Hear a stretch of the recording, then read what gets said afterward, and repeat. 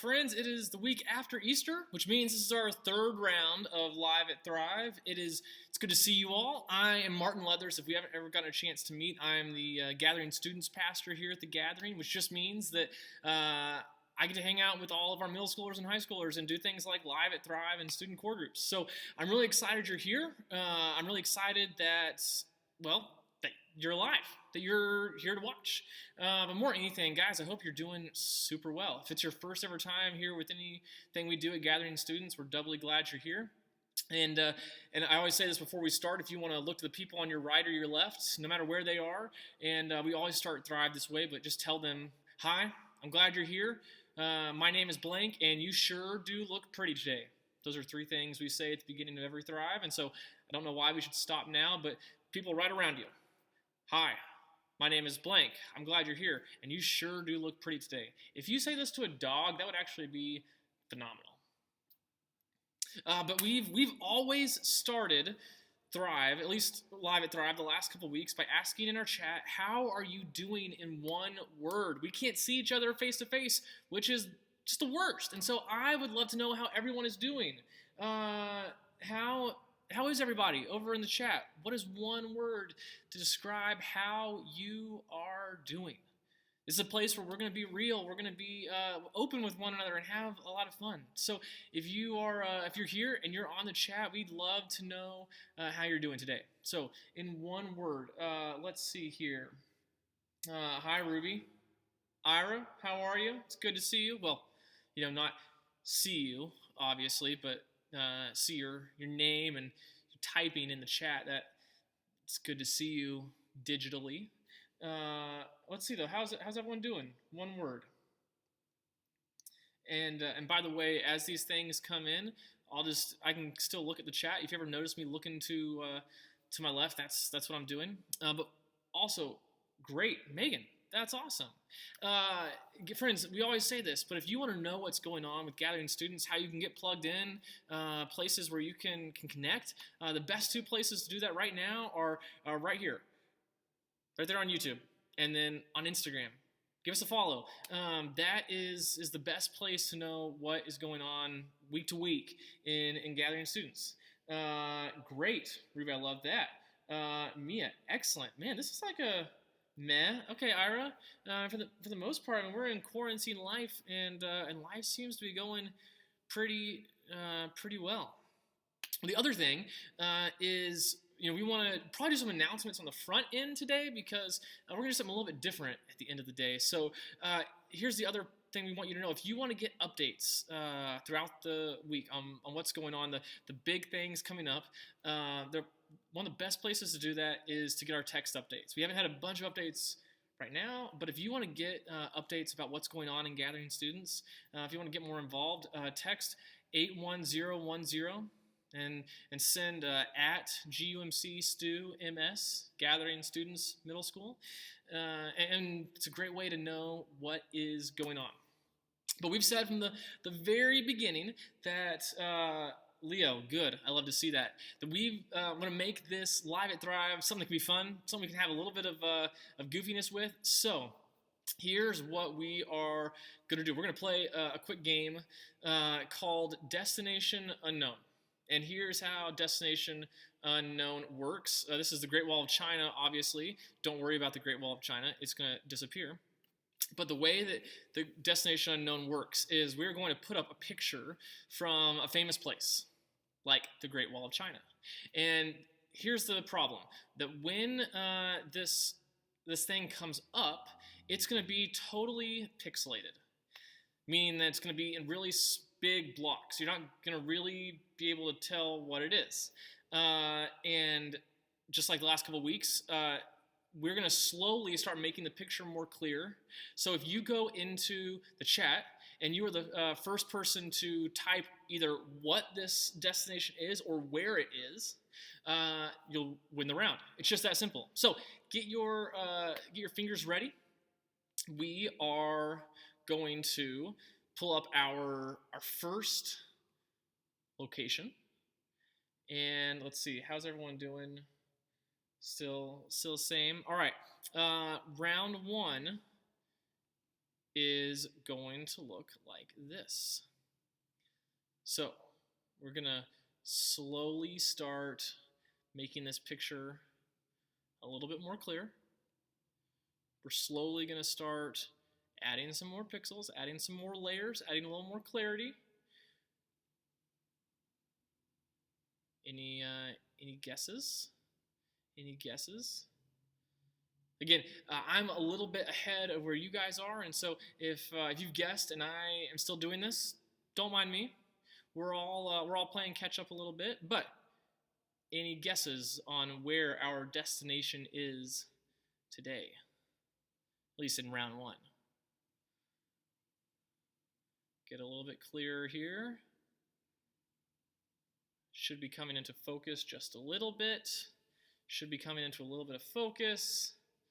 Anybody? I'm looking for the first person to correctly identify what this destination is. Let's see. Pyramids. Leo, that is correct. We have the pyramids, the Great Pyramids in Egypt. So that's exactly how that works. Megan, you are correct. Just a little bit behind Leo, but fine work. Nothing to be ashamed of. All right, so we're going to add a next. Well, these are pyramids again. We're going to add a next round. Here we go. Kind of just looks like a block right now. There's not much to it. Some blues, some browns, grays, skin tones. I don't know what all those colors are.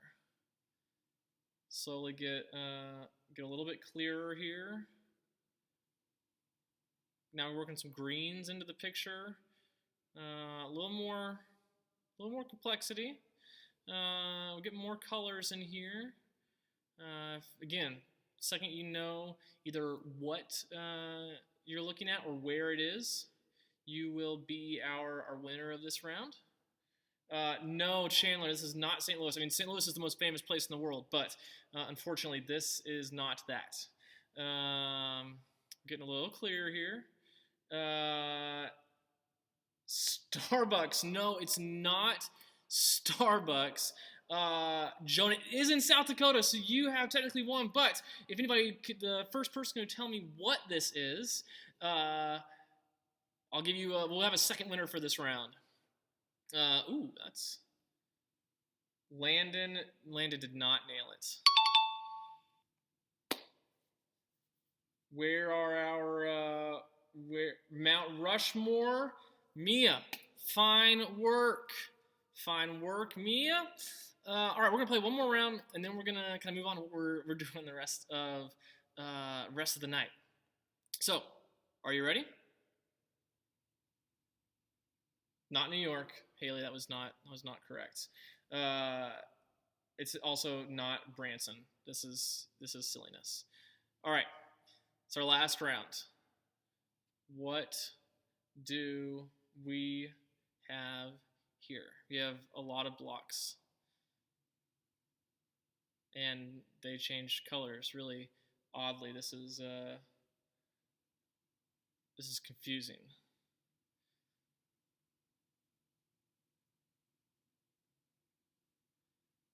Working lots of blues, greens, tans. Some first like kind of almost black green. Working some other colors in here. Now we got a little more. Not the Washington Monument, but a great suggestion. Super Mario World. It does actually look. I've been thinking this whole time that all of this is actually Super Mario World on like the old Super Nintendo, which is funny. Again, not the Arch. No, and it's not me from really far away or Chipotle. This is getting weirder by the minute. Let's see here. We should be getting a little more clarity at this point. Jonah, yes, Jonah is coming through in the clutch today. Yes, we have our famous Paris Eiffel Tower in France. Leo, Megan, Mia, fine work coming in right behind Jonah. So, yeah, job well done, friends. Yep, Ira coming right behind. So, so let's go back to what we were doing. It is, it's good to, again, like I said, it's good to see everybody. And so for the next 5 weeks, we're going to be talking about these things that we at the Gathering call the 5 practices. And they're these 5 things that Christians have been doing for literally thousands of years all over the world.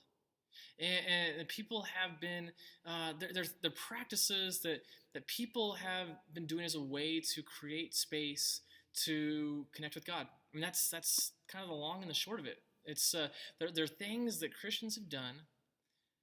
They've made space in their lives to create more space for faith to grow, for God to plant seeds of faith in our lives and for them to grow. And we call them the 5 practices because, well, that's what they are. They're practices. They're things that we practice. And just like we practice anything else, like our instrument or our sport or studying for tests, the more we do it, the more comfortable we get. And so here's one of our questions for tonight is, what is the thing that you have spent the most time practicing for in your entire life? What is the thing that you have spent the most time trying to practice and excel at and get better at? I am just catching up on this chat, and you all are ridiculous. The Arch looking from the Illinois side. No. But, I mean, really. Also, Ruby, yes, you did get it too, so props to that. Yeah, what is the thing that you have spent the most time practicing for in your life? What are the things that you, maybe it's going into the batting cages over and over and over again to learn how to hit a curveball. Maybe it's just time spent in baseball, basketball, swim team. Yeah. Ruby, I am terrible at swimming. Like, it's really hard for me. I'm not good at it.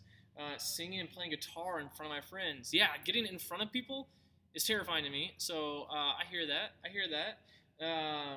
Yeah, it's like anything else. The more we practice, the better we get at it. Nursing. I get in front of people in my grade. Yeah, that's super real. So again, practices are things that we do to get better at something. And what we believe about faith is that these 5 practices are kind of like going to the batting cages or practicing our guitars. That the more we do it, the more comfortable we get. And again, the more space we allow for God to help us grow in our faith. And so here at the Gathering, we have these 5 practices, and they're prayer, serving, learning, worship, and giving. And here's what we believe. We believe if you try some of these practices and practice them, that faith will grow. And so tonight we're talking about prayer. Tonight we're talking about the first one of these practices. There's no order. There's not like one that's better than others. Ping pong. That is a thing to practice. I love that. So let me tell you a little bit about me and prayer. When I was in middle school and high school, here's what I thought prayer looked like and what prayer meant. What I thought prayer meant was, I kind of thought of prayer like a magic 8-ball. And if you have ever had a magic 8-ball, you know how it works. You ask the magic 8-ball a question, shake it up, and it gives you some kind of answer. So I might ask, like, am I going to make the football team? Which was a really big deal to me in 8th grade. I really wanted to make the football team. I wanted to wear the jersey. I wanted to have a good number. I wanted to, be out there on Thursday nights. That's when middle school football was. And I'd shake it and it says, definitely. I did make the team, by the way. But that's what I thought prayer was like. So we'd ask God for things we wanted, and then we'd kind of shake it up and pray it to God, and then God might say, definitely, or the answer is cloudy, or I think not. That last one wasn't as helpful. And so I thought that prayer was just this thing where, we asked God for what we wanted, and God either gave it to us or didn't give it to us. It's kind of like pulling a slot machine, and I hope we get the right numbers. I hope that God does what I ask God to do. And what I've learned over the years is I don't think that that that prayer works quite that way, and I don't think that God works quite that way. I think what prayer is us going to God and saying, God, I need you. It's a lot more about a conversation and a relationship than it is like a list of requests and to-do lists that we have for God. Like, hey, God, I'd really like you to do this and this and this and this. Like, God, I'd really like a good grade on that test. Or, God, I'd really like this person to go out with me. Or, God, I'd really like to get this job so I can buy gas so that I can take that person I really want to go out with me, that was number 2, on dates. And I thought that's how prayer worked, that we asked God for what we wanted and God gave it to us. But the truth is, I think that prayer is about us just talking to God, being honest with God, creating space to hear from God. It's our way of maintaining a good friendship. And when I think about that, I think about friendships like any other friendship. Before you've ever talked with someone, it feels weird. Like that first time you're getting to know someone, it's like, this is kind of awkward. I don't know what to say. This is like, who does what and what do I do with my hands? And it's kind of weird. And the more you get to know someone, the more you talk with someone, the less overwhelming, the less weird, less anxious you get. Or even the same way, like, maybe we talk to somebody, but then we go like years without talking to someone. Like maybe our friend moves away, and we like try to FaceTime them after a year of not talking, and like we still know them, but it's kind of weird. It's kind of awkward. And so what I found is the more that I pray, the more space I make to pray, the more I tend that relationship with God. The more I feel like I know God, and the more I feel like God knows me. And the one thing that Jesus said about praying is that the people who struggle the most with praying are the actors. Now, not like actors in the theater, but it was a way that Jesus described people who wear masks. That there's nothing fancy about prayer. There's no like special words. There's no fancy vocabulary. And it's not like we go to God and have all our things figured out and say, God, I'm good here. But the people who have the richest prayers are people who can go to God and say, God, this is my real self. I'm taking off the masks. I've got nothing to hide from you. This is who I am. So tonight in core groups, right after this, we're actually going to do this it's going to honestly be a little bit weird. We're going to kind of pray together. We're going to do less like discussing and less like open a Bible and read it and talk about it. We're going to do less of that. Really for the next 5 weeks, we're practicing this faith thing.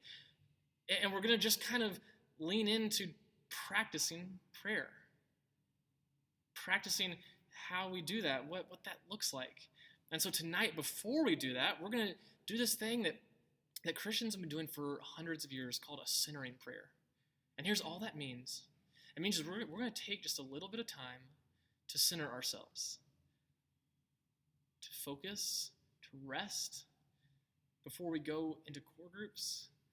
And so here's what I'm going to ask you to do. It's going to maybe a totally weird thing, and if it is, I don't really apologize, but know that I feel it. I get it. What I'm going to ask us to do, though, is find a really comfy place. And I'm actually going to go ahead and I'm going to turn off a lot of what is on the screen. And honestly, you don't even have to be looking at the screen to do this. Just listen. That's more than okay. And what we're going to do is we are going to pray together. What we're going to do is we are going to center ourselves. And so that when we get to core groups, we can jump into this prayer. So find a comfortable place. Again, if you want to get away from a screen, you can do that. I'm going to give you a second to find your spot. Maybe you haven't moved at all, but that's totally okay. Find a spot where you can sit and where you can rest. And then just take a deep breath in. and out. And as you breathe deeply in, just pray these words. You can be out loud, you can be just in your head, but as you breathe in, just pray, God, fill me. And out. Breathe in and breathe out. Breathe in, God, fill me. Breathe out.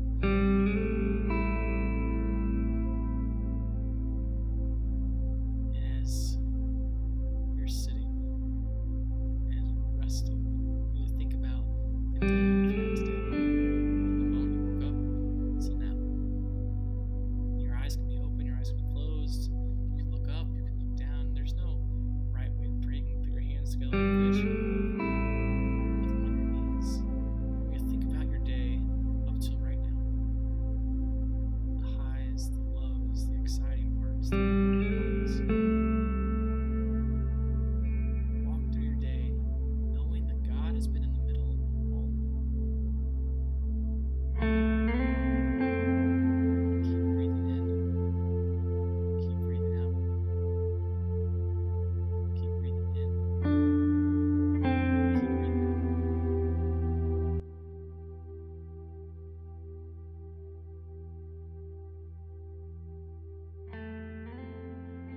God, fill me. And as you sit there, let these words be our prayer tonight. These are words from the book of Psalms, prayers written in the middle of the Bible. Lord, you have examined me, you know me. You know when I sit down and when I stand up. Even from far away, you comprehend my plans. You study my traveling and resting. You are thoroughly familiar with all my ways. There isn't a word on my tongue, Lord, that you don't already know completely. You surround me, front and back. You put your hand on me. That kind of knowledge is too much for me. It's so high above me that I can't fathom it.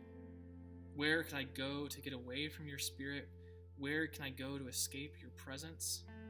If I went up to heaven, you would be there. And if I went down to the grave, you would be there too. If I could fly on the wings of the dawn, stopping to rest only on the far side of the ocean, even there your hand would guide me. Even there your strong hand would hold me tight. If I said, the darkness will definitely hide me, the light will become night around me. Even then, the darkness isn't too dark for you. Nighttime would shine bright as day because darkness is the same as light to you. You are the one who created my innermost parts. You knit me together while I was still in my mother's womb. I give thanks to you that I was marvelously set apart. Your works are wonderful. I know that very well. Whenever I feel my foot slipping, your faithful love steadies me, Lord. When my anxieties multiply, your comforting calms me down. As you think back on your day, just remember that God is with you. And there hasn't been a moment where that hasn't been true, and there has not been a moment today where God's presence isn't with you. And so prayer is our opportunity to take off our masks, to breathe deeply of God's love, and to respond with thanksgiving. So, like I said, when we go back into our core groups in just a second, we're going to walk through a kind of a similar-ish kind of prayer together, where everyone will get to participate in a little bit different way. But friends, like I said, I miss you. I wish we could be together in person. I wish that we were getting to be present together, but not right now. And when we do, I can't wait for it. But my prayer for us is that over the next 5 weeks, we learn to practice faith. We learn to grow our faith. We learn to experience God in new ways. If you've never prayed before, that's okay. Maybe this is a chance for you to learn how to pray. how to start that practice. I hope that it's a chance for you to practice that and be more comfortable with being open to God, knowing that it may feel weird. That's all right. Friends, here's you guys know what to do. You should have the links for your core groups from your core group leaders. If not, your parents should have gotten an email with those links. Hop on in. If you've never been to a core group but want to be a part of something, let us know. We'd love to plug you in. The link is down below. But until then, friends, I love you guys. I can't wait to see you. I hope you're wearing, by the way, we talked about tonight being a school spirit night because school's been canceled for the rest of the year, which, friends, that stinks. I hate it for you. It sucks. Let's not hide it any other way. So when you get to core groups, I hope that you are wearing some school spirit, some school colors. I know that tonight is maybe the only night I'll ever get to wear my FU shirt, Furman University, wearing my school colors. But I hope in your core groups everyone's wearing their school colors because let's celebrate some school spirit tonight since we don't have any school. But guys, I can't wait to see you next time. Until then, we're out. Peace, friends.